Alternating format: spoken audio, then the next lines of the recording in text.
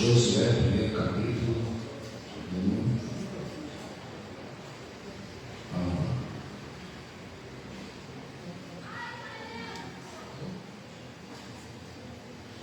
Amém, igreja? Depois da morte de Moisés, servo do Senhor, disse o Senhor a Josué, filho de Nun, auxiliar de Moisés: meu servo Moisés está morto.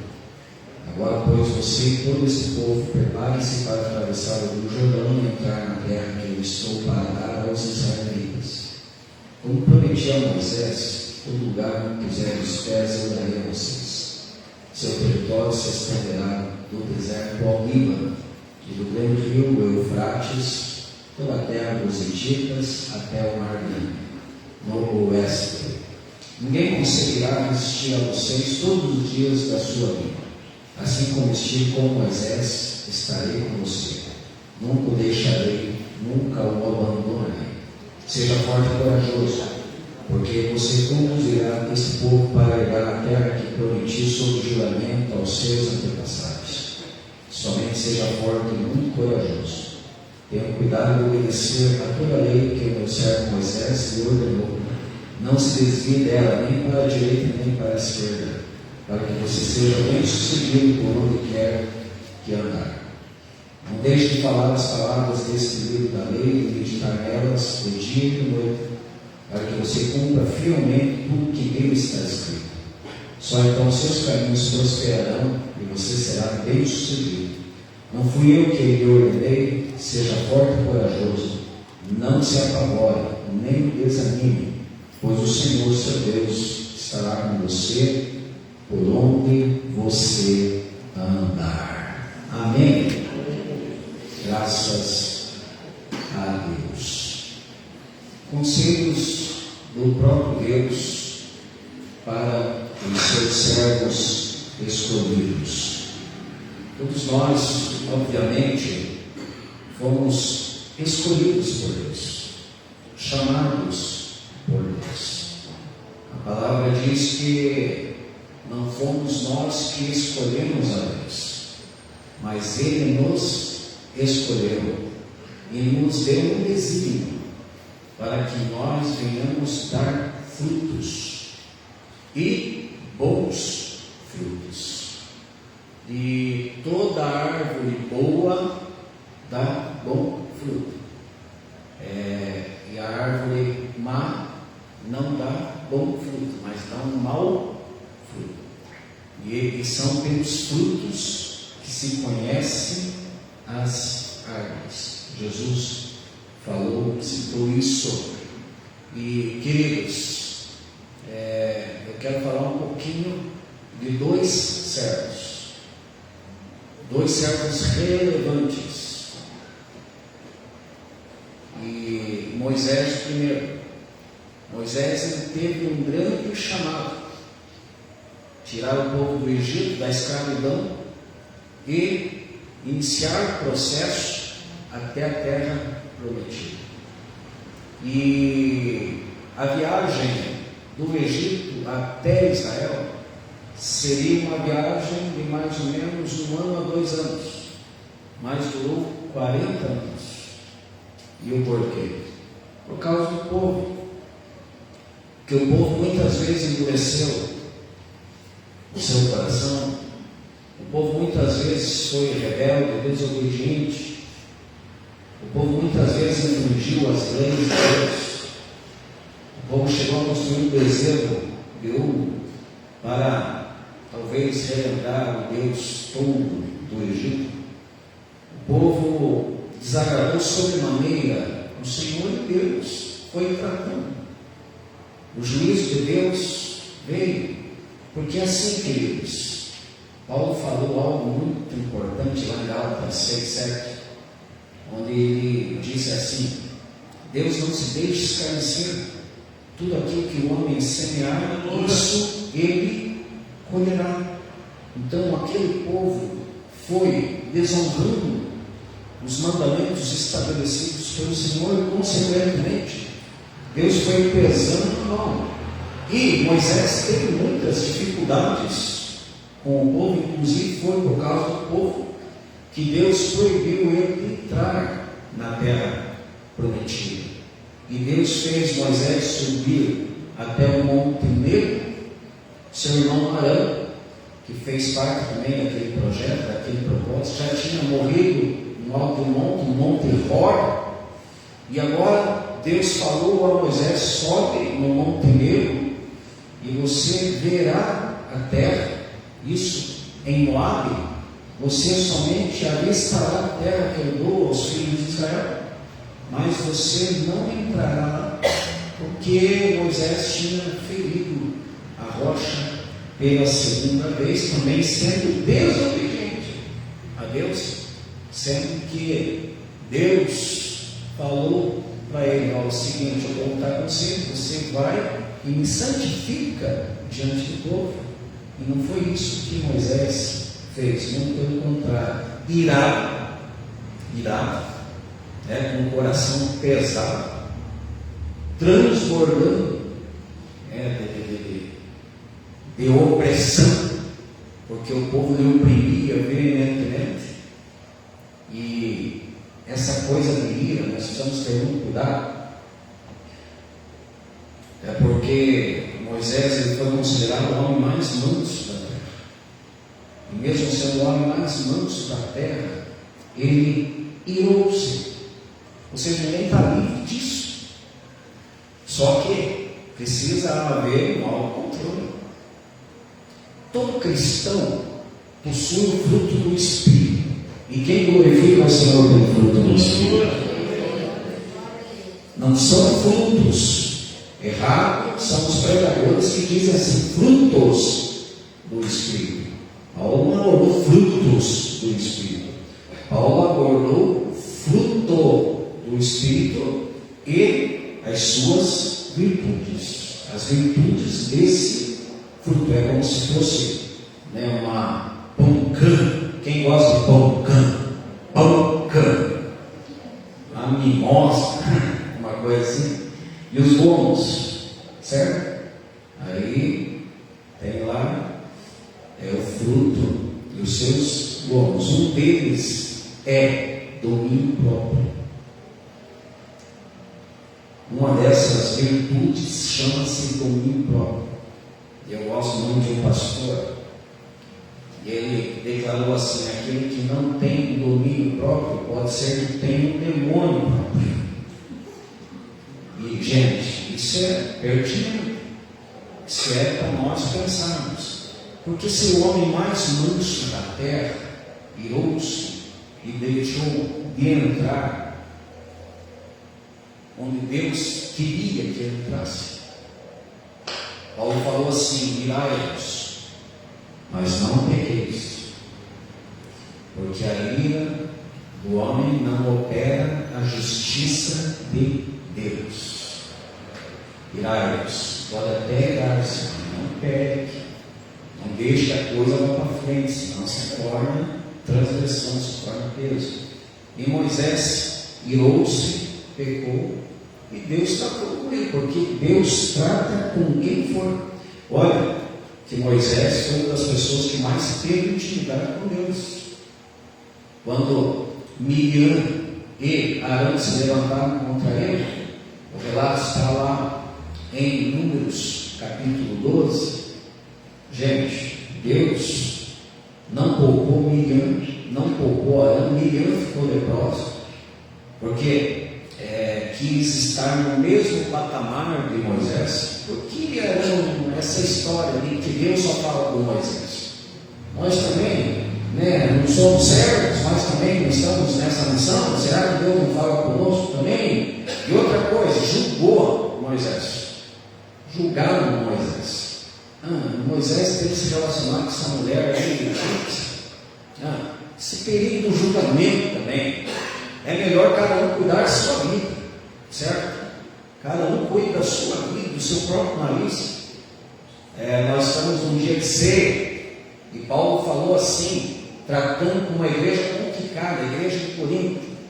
E quando ele aborda a Santa Ceia, o que ele diz lá em 1 Coríntios 11, 28? Examine-se o homem, o outro. Examine-se o homem, o seu vizinho. Olhe para a roupa. do vizinho, repare o penteado do vizinho, repare o jeitão, repare a vida do vizinho, julgue, você tem toda a liberdade, se for o caso, condene. É isso? Claro que não. Examine-se o homem a si mesmo. A si mesmo. Eu tenho que cuidar da minha vida, porque eu sou tão pecador quanto você. Não é porque eu estou em cima do púlpito, com o microfone na mão, que eu sou o santo, santo. Santo, santo, santo é só o Senhor nosso Deus. A Ele seja a honra, a glória, o louvor, o domínio e o poder para todos sempre.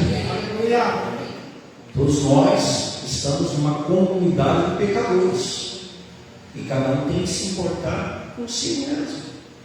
Então, gente, essa questão ali do deserto, Moisés, ele fez a missão, mas no último momento ele deixou de entrar na terra, porque o homem mais manso irou-se e pecou. Ele não teve domínio próprio naquela situação e infelizmente deixou de entrar na terra. Não perdeu a salvação. Não perdeu a salvação. O seu pecado não foi tão preponderante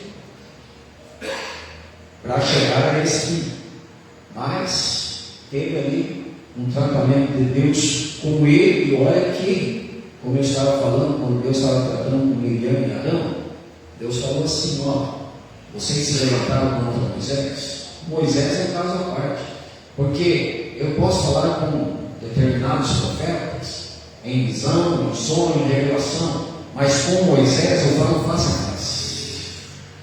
Ou seja, com Moisés eu tenho intimidade. Moisés está no outro nível. E quem são vocês para se levantar contra o meu servo Moisés? Quem são vocês? Gente, chega uma hora que nós temos que chega uma hora que nós temos que cair em si, igual aquele filho pródigo lá, que estava diante de um chiqueiro de porcos, mas por nenhum momento ele pensou: não, eu estou por cima da carne seca, eu estou bem, eu estou favorável, eu estou, está tudo tranquilo. Mas não, ele estava lá diante de um chiqueiro de porcos, os porcos estavam comendo, ele padecendo de fome. O que aconteceu com ele? Caiu em si. E chega um momento das nossas vidas, queridos, que nós precisamos cairmos em si. Caímos em nós. No contexto geral, cair em si. Cair em si. E ter um procedimento relevante. Então, Deus contestou com Miriam e Arão, e olha que Miriam e Arão eram relevantes na obra, certo? Mas Moisés era líder. Moisés foi quem teve a experiência na sarça. Moisés ouviu o Senhor dizendo assim: vai libertar os filhos lá no Egito. Deus tinha estabelecido uma missão a ele, já tinha livrado ele quando ele era bebê.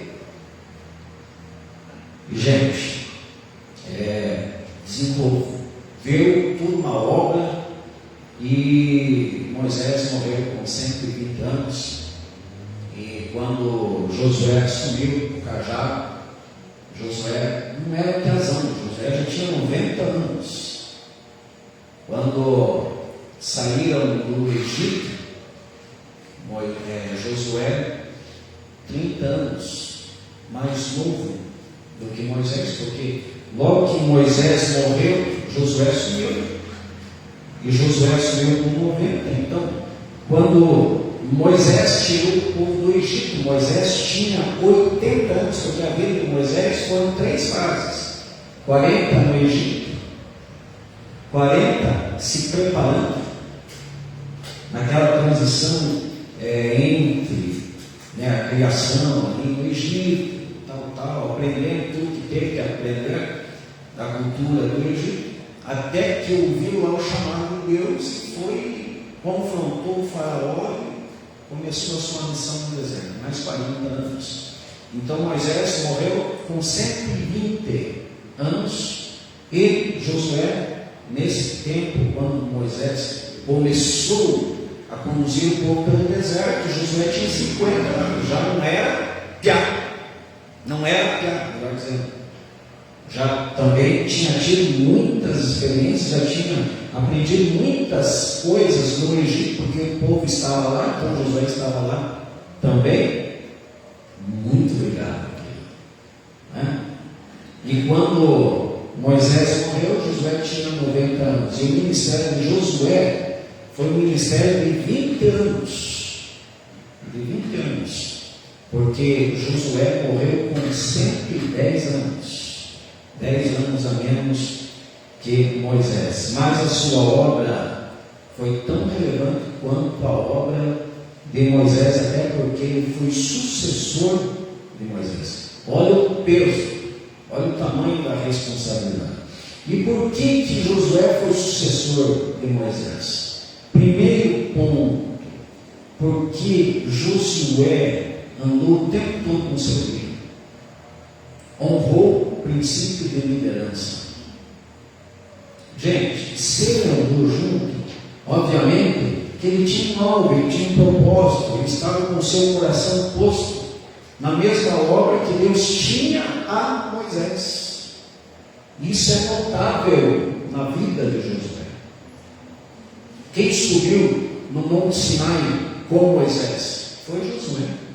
Quem abraçou a missão de Moisés foi Josué.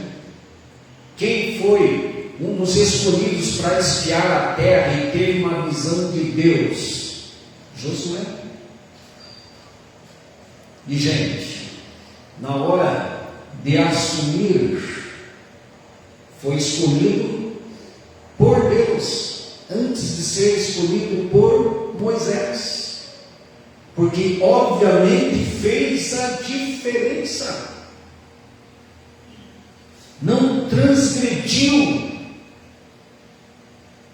tudo o que o Senhor tinha estabelecido por nenhum momento. E olha quantas lutas Moisés teve com homens, mas Josué ali rente, lado a lado, na visão, no propósito,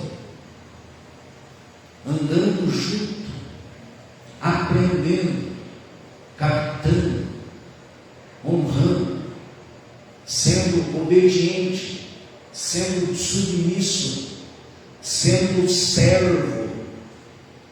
Não sei se vocês perceberam, mas no primeiro capítulo que nós lemos, Deus tratou Moisés como servo.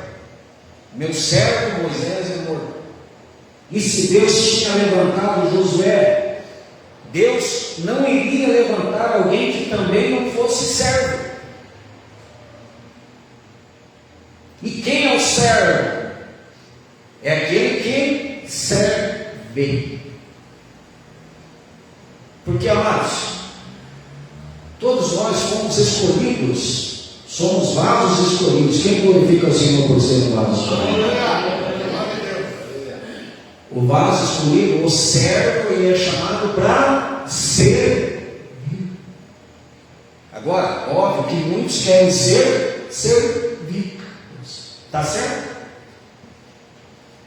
A visão de todos nós como igreja precisa ser: eu fui chamado não para ser servido, mas para servir. Esse é o meu chamado. E se não for assim, está errado. Eu preciso servir da melhor maneira possível. Eu preciso me esforçar para servir. Eu preciso servir com excelência. Eu não tenho que servir com requintes de religiosidade. Não, eu tenho que servir por amor. Eu tenho que servir por empatia. Eu tenho que servir com respaldo da humildade. Eu tenho que servir com quem entende o projeto de salvação da parte de Deus. Porque quando o povo estava lá no Egito, o povo já era pecador. Afinal de contas, o povo é pecador desde o jardim, desde os primeiros pais. Então, Deus teve que elaborar um projeto, e um projeto de salvação. E se nós não abraçarmos essa causa com unhas e dentes, nós estamos fora do propósito. Se nós queremos ser igreja para ser servidos, nós estamos fora do propósito. Porque o exemplo maior para nós não é Moisés e nem Josué, é Jesus Cristo de Nazaré. Agora, abra sua Bíblia rapidinho aí, se você puder, em Mateus 20 e 28, confira comigo.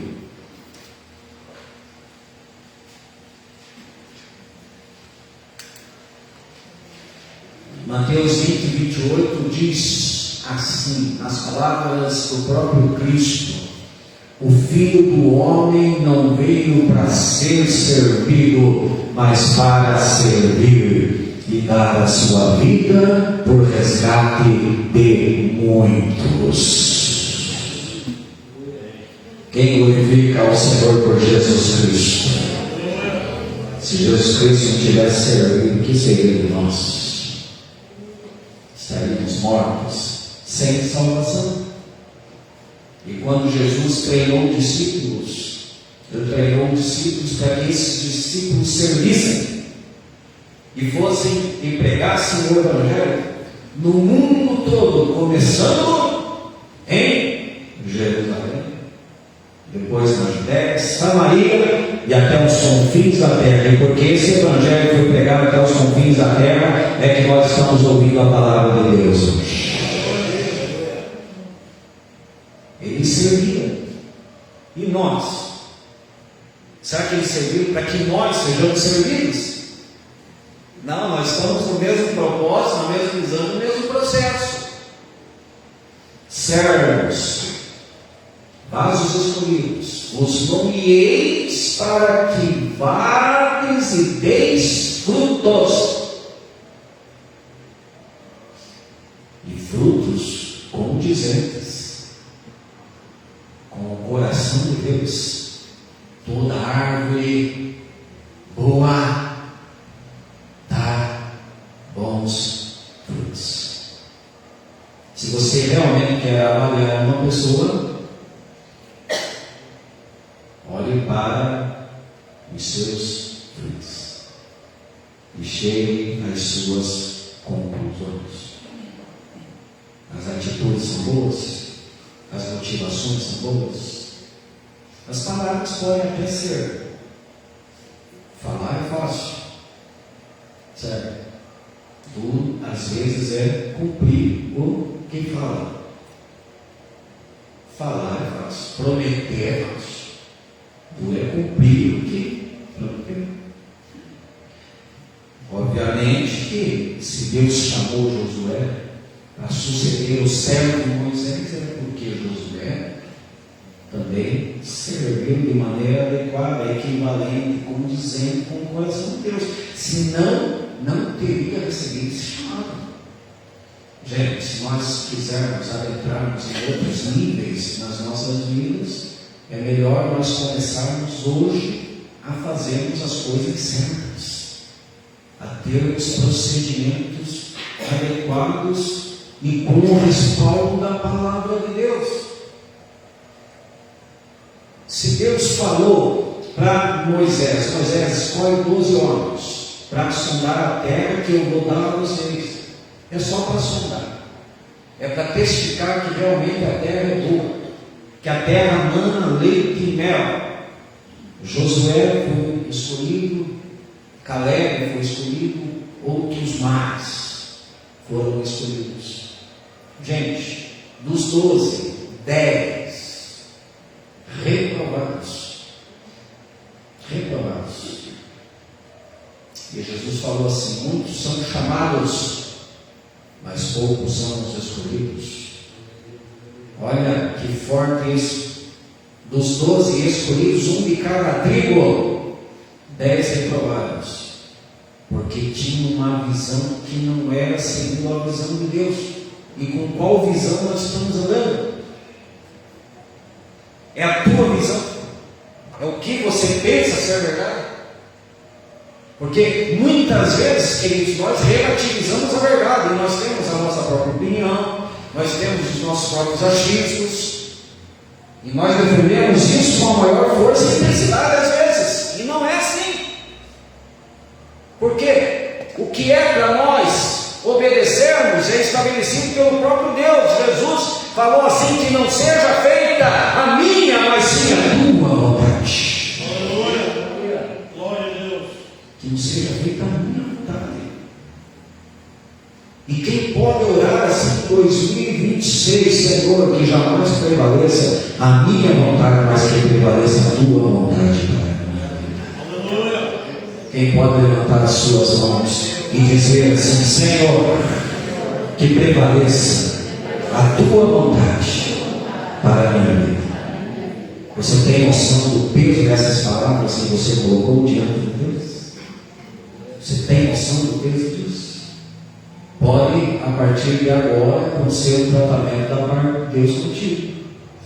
Mas se nós estamos sujeitos, é sempre para o melhor. Porque Deus sabe o que é melhor para nós. Amém ou não? Amém. Josué honrou Moisés. Quer estar bem na tua vida?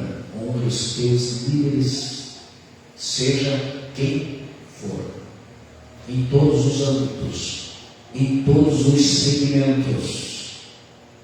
Não queira ser equivalente. Moisés tinha atravessado o Mar Vermelho. Josué teve que se contentar em atravessar o Rio Jordão. Deus, mas Moisés atravessou o Mar Vermelho, eu também quero. Não, Josué, você é o Jordão. E se contente com isso. E Josué, gente, abraçou a causa, abraçou a visão, um tipo de Jesus Cristo, conduziu o povo até a terra prometida. É claro que Deus tratou com aqueles povos que lá estavam de maneira assim progressiva, porque Hebreus testifica de Josué, lá no capítulo 4, que era um tipo de Jesus Cristo, até porque conduziu o povo, entrou o povo na terra prometida, mas no lugar de descanso mesmo nós entraremos com o Senhor Jesus Cristo, o nosso eterno descanso, aquele que verdadeiramente é o bom pastor que nos conduz às águas tranquilas. Vinde a mim todos que estáis cansados e sobrecarregados, que eu vos aliviarei. Quem toma posse daquilo que vem do coração de amor e de bondade de Jesus Cristo. Aleluia. E gente, segundo ponto, todos nós temos uma carreira proposta por Deus. O autor aos Hebreus, ele aborda os heróis da fé em Hebreus 11, certo? E como eu estava falando hoje pela manhã, todos os heróis da fé que estão lá relacionados foram chamados com um propósito da parte de Deus, não foram chamados para ter fé. Não, eu tenho fé, né, que a porta vai se abrir. Não, eu tenho fé que o meu parente vai ser curado da enfermidade. Não, eu tenho fé que Deus vai me dar vitória nisso ou naquilo. Não, isso daí é diferente. O autor aos Hebreus, no capítulo 11, 6, ele afirmou assim: sem fé é impossível agradar a Deus. Mas qual é a fé que agrada a Deus? A fé que agrada a Deus é você entender o que Deus tem para você e abraçar isso com o maior carinho e temor. E tentar no máximo e com o máximo empenho ser útil nas mãos de Deus. Ser útil, ter utilidade. Porque existe uma carreira proposta. E se você não é detentor de 5 talentos, pelo menos um você tem. E se você está enterrando esse talento, no dia do acerto de contas, aí pode ter ais. E assim, adentrando no capítulo 12, tenta como exemplo os heróis da fé do capítulo 11, o autor aos Hebreus declarou assim: visto que estamos rodeados de tão grande número de testemunhas, ou seja, de exemplos, tenhamos alguns procedimentos. Deixemos todo o embaraço e o pecado que tão de perto nos rodeia e corramos com paciência a carreira que nos está proposta, olhando firmemente para Jesus, autor e consumador da nossa fé. Existe uma carreira proposta. Você tem entendimento de qual é essa carreira proposta por Deus para você? Qual é a tua missão? De que maneira você tem que servir? Ou está tudo bem? Não, eu já sei qual que é o meu chamado, estou desempenhando isso. O meu chamado é esse aqui. É pregar a palavra a vocês. E isso eu faço com o máximo temor e tremor diante de Deus. E não estou na disposição de ficar de conversa fiada e avisando ela de ninguém. Porque eu fui chamado não para agradar homens, mas para agradar o Senhor, meu Deus. E pregar aquilo que eu recebo e que vem da palavra. Porque na maioria das vezes as pessoas vão em igrejas, avisa ecos. É só desenho de vitória. Você vai porque você quer ouvir o que você quer ouvir, não o que você precisa ouvir. Muitas vezes, queridos, o que nós precisamos ouvir não cai bem nos ouvidos. Não é verdade? Por que tem pessoas que saem de igrejas? Porque ouvem lá uma palavra e vão dizer que não, isso daí eu não concordo, não, isso daí eu não estou bem, e eu acho que aquela palavra, o pastor soube do meu problema, da minha vida, daquilo que está me acontecendo, das minhas fraquezas, e pregou lá uma palavra que veio, me confrontou, e eu acho que é uma palavra direcionada a mim, e a pessoa sabe. Não, é o próprio Deus chamando, puxando a orelha, confrontando, porque Deus faz assim. E a palavra que traz libertação ao homem: conhecereis a verdade, e a verdade vos libertará. E gente, Deus falou para Josué em relação à carreira de proposta: olha, Josué, meu servo Moisés é morto. Agora, você, qual que é o procedimento humano que você tem que ter? Esforça-te e tem bom ânimo. Esforça-te e tem bom ânimo. Será que para nós abraçarmos a causa de Deus vale o esforço ou não? Vale o esforço ou não? Para aquilo que Deus tem para nós, o que vocês acham? Vale o esforço ou não? Será que vale o esforço ou não? Porque se eu estiver meio sossegado, gente, aí a missão está aí. Pessoas precisando ouvir o Evangelho estão por aí perguntando até que ponto realmente eu quero ser um instrumento nesse projeto de salvação. Até que ponto eu estou disponível? Até que ponto eu quero consertar a minha vida para que Deus realmente me use como aquele louvor sonda-me, Senhor, use-me. Como Davi, que se apresentou lá no Salmo 139, Senhor, vê se há em mim algum caminho mau e guia-me pelo caminho eterno. Davi foi um instrumento nas mãos de Deus para a glória do Senhor, mas tinha aquela predisposição, o seu coração estava bem colocado em Deus. Será que nós cantamos aquele louvor? Sonda-me, Senhor, e me conheces, quebrando o meu coração. Eu quero ser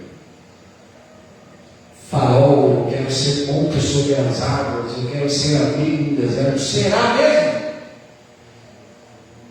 Será? Deus falou para Josué. A promessa foi feita a Abraão, Isaac e Jacó. Moisés já tinha cumprido a sua missão. Por mais que não tinha entrado na terra, bateu na rocha. Agora com você, Josué, esforça. É Deus falando. Gente, naquilo que nós precisamos fazer, Deus não vai nos ajudar. Se você é um ser que pensa, dá para você olhar para o irmão e dizer assim: você pensa?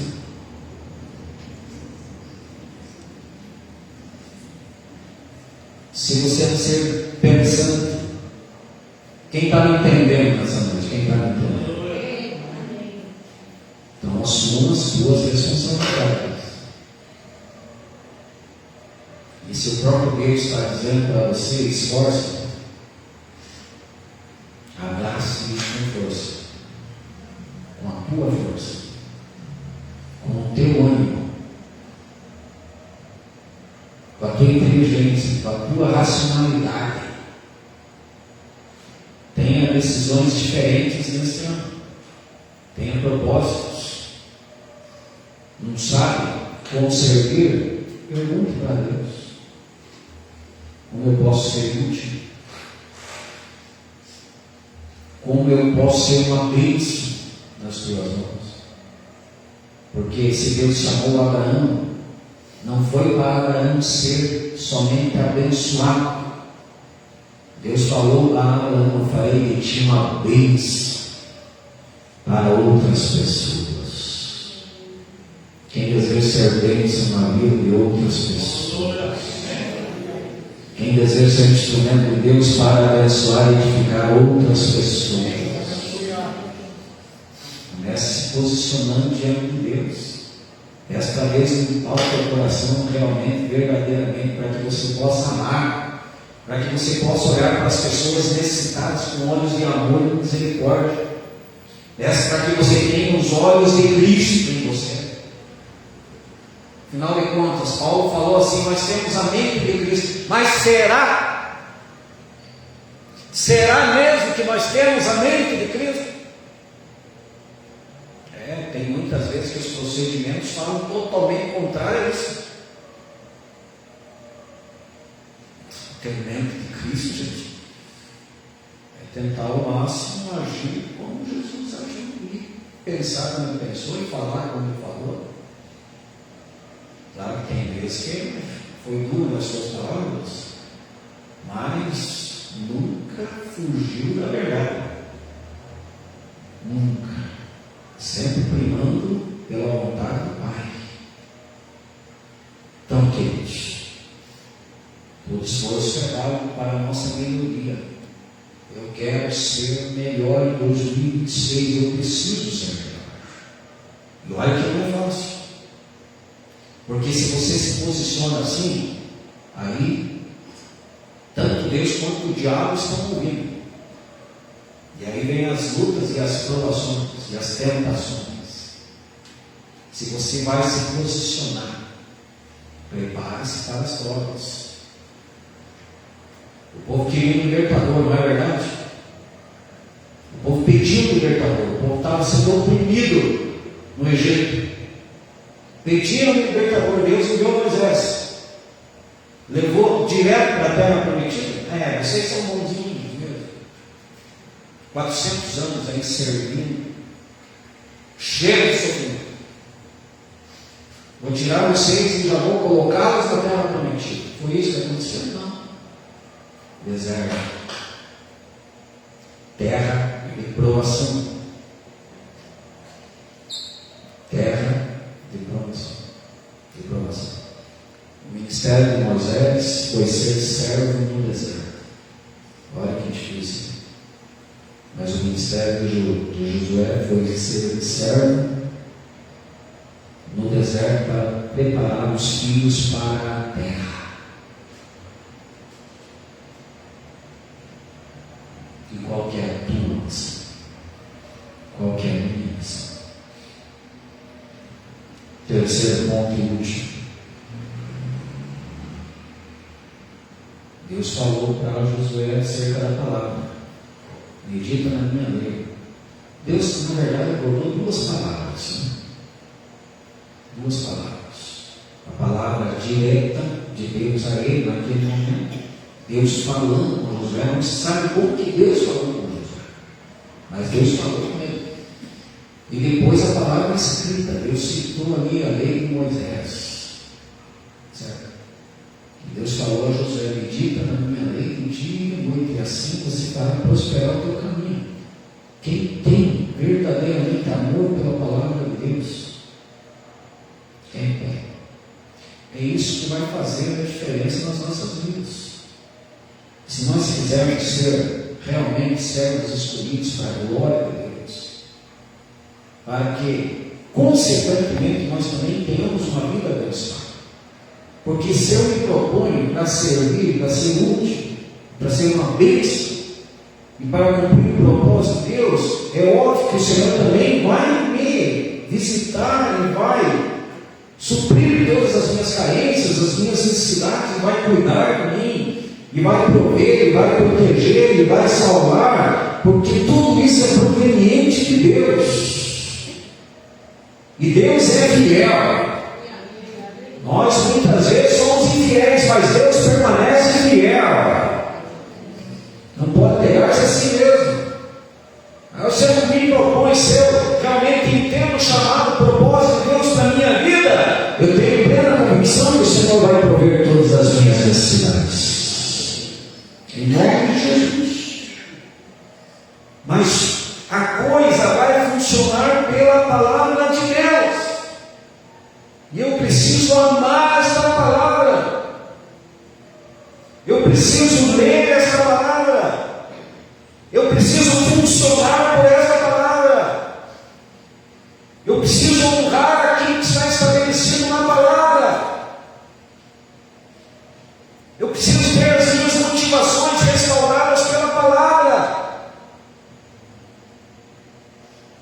Salmo 119:4 diz que Deus estabeleceu os seus desígnios para que nós observemos diligentemente.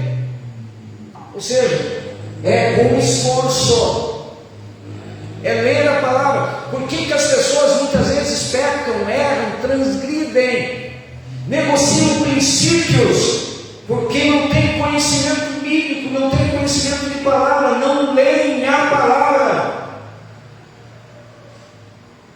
Diferentemente, talvez, de muitos de nós, o salmista declarou lá no Salmo 119:97: ó, quanto amo a tua lei, é a minha meditação todo dia. E finalizando, vamos para Jesus. No momento crucial, quando Jesus foi tentado, onde todos nós somos tentados. Como que Jesus venceu?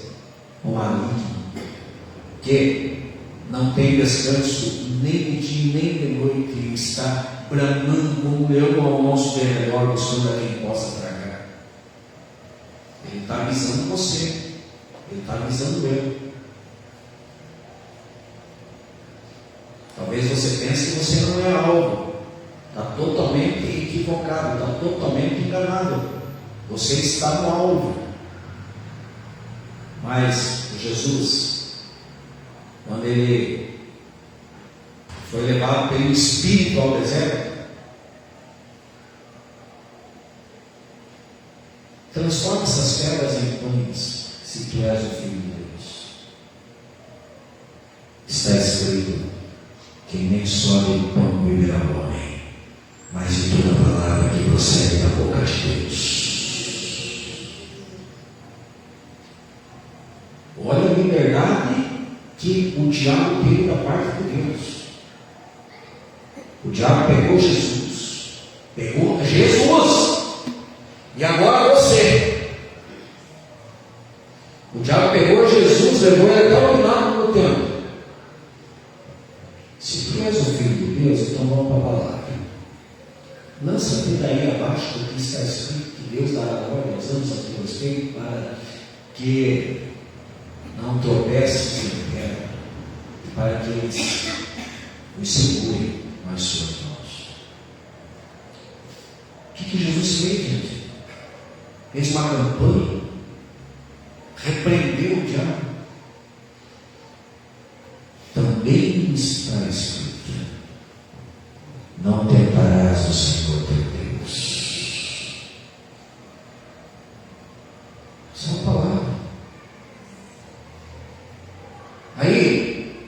diabo tentou servir Jesus. Presta atenção naquilo que eu vou falar para você dentro da. O diabo vai tentar servir, certo? Será que você está preparado? E muitas vezes, aquilo que ele quer fazer, ou como ele quer te servir, pode até ser atraente. Mostrou todos os reinos do mundo para Jesus. Veja, Jesus foi tratado com a consciência dos olhos. Veja Jesus. Interessante, né? Tudo isso aqui eu te darei, se prostrar me adorares. Vai, Satanás, porque está escrito: ao Senhor teu Deus adorarás, e somente a Ele prestarás culto.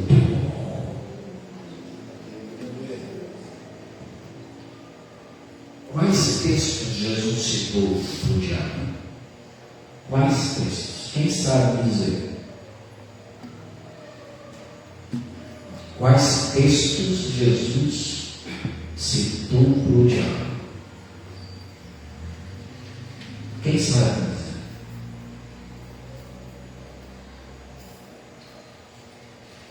Deuteronômio 8:3, Deuteronômio 6:16, Deuteronômio 6:13. Quem aqui já falou para ler o Deuteronômio?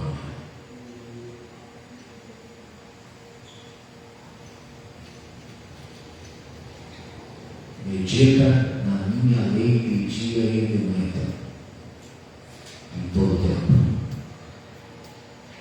Que essa palavra é que realmente vai abençoar as nossas vidas.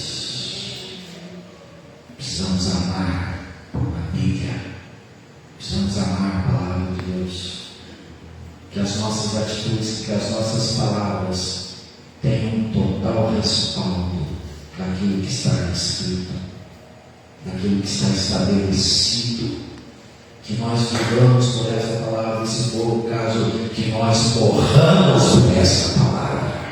Aleluia, Jesus. Quem está nessa disposição? O justo viverá da fé.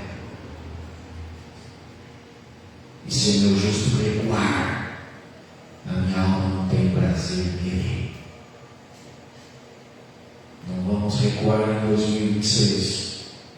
Em 2026, nós vamos ser instrumentos poderosos para a glória de Deus.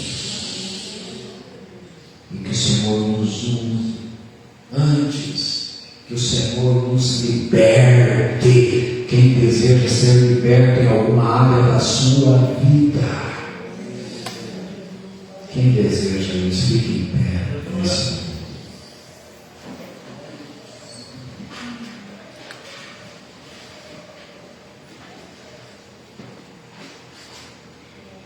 Josué cumpriu a missão, adentrou com o povo na terra, distribuiu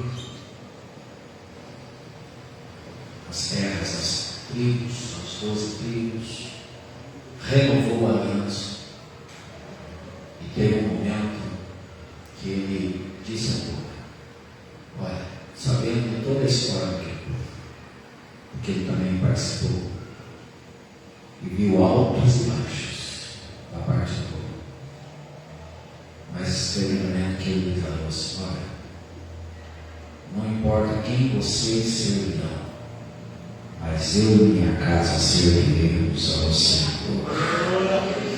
Glória a Deus. Quem pode declarar isso com força, com certeza e com fé? Eu e a minha casa serviremos ao Senhor.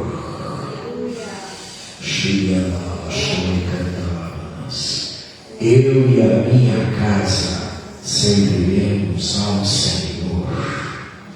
Josué já estava quase cumprindo a missão, já estava quase morrendo, mas a fé ainda estava viva e quente no seu coração. Aleluia. Entregue teus caminhos ao Senhor, confia nele e o mais ele fará. Entregue teu caminho ao Senhor, coloque a mão no seu coração agora e peça para Deus te sondar. Onde nós precisamos ser libertos.